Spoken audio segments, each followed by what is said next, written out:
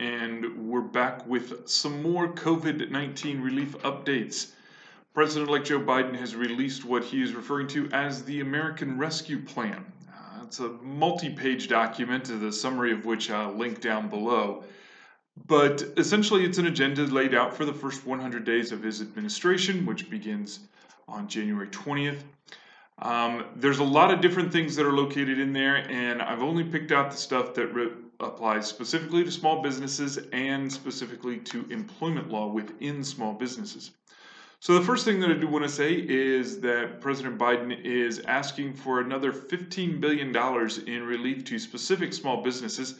He has previously referred to minority-owned small businesses in previous remarks that he made on the record.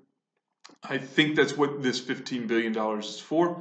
And he's also asking Congress to allocate and guarantee up to another $175 billion in low-interest loans, or something similar to EIDL loans or potentially PPP-like loans that are not necessarily going to be forgiven. At least that's the way this reads right now. Details obviously are going to be fleshed out by Congress. They get to legislate, but with a Democratic majority in both the House and Senate, with the addition of the Georgia senators, then it looks like President Biden, assuming there's not any defections among the very narrow margins that the House and Senate have for Democratic control, he'll probably be able to get much of this enacted, at least in some form. So while the government is quite ready to give with one hand, they are also quite ready to start taking back with the other, at least as small business owners are concerned. So the number one concern that I think small business owners need to be aware of is there will be a push in Congress, and President Biden is pushing this, for a $15 minimum wage nationally. So there's quite a few states and localities where there is a push to get a $15 minimum wage on the books, usually being phased in over quite some period of time.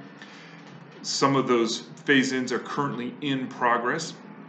States are going to be asked, or the national government is going to set a $15 minimum wage, which is a nearly 100% increase over what it is right now, which the federal minimum wage is $7.25 an hour. So you're probably looking at a between 4 and 6 year phase-in of that minimum wage increase. If you happen to be in a state where the minimum wage is set at federal minimum wage, you're looking at employment labor cost increases over the next 5 to 6 years being set for you.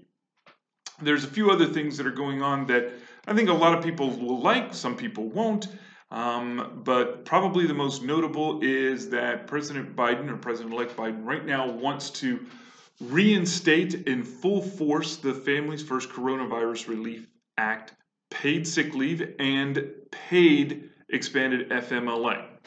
So what he wants to do with the expanded paid sick leave is there would be no exception for employers under 50. Currently under the FFCRA law, or at least as it was before, now it's in an optional period.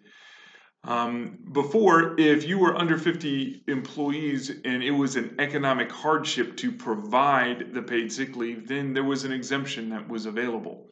There were exemptions available if you were a medical practice or a few other types of employers.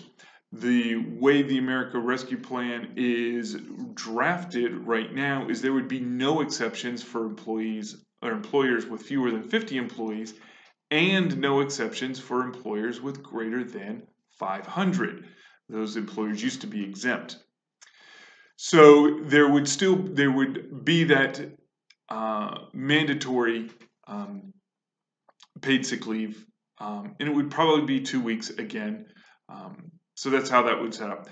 The second part of is that President-elect Biden is calling for a 14-week paid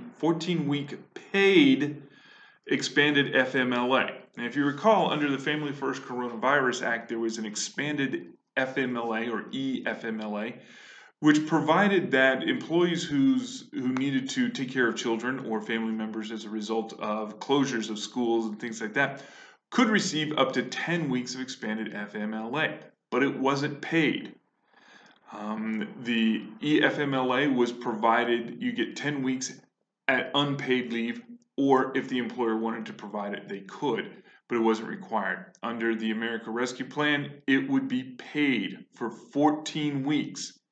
It's unclear if it's also including the 2 weeks of FFCRA paid leave, or if it would be an additional 14 weeks, so a total of 16 weeks or 4 months of paid leave.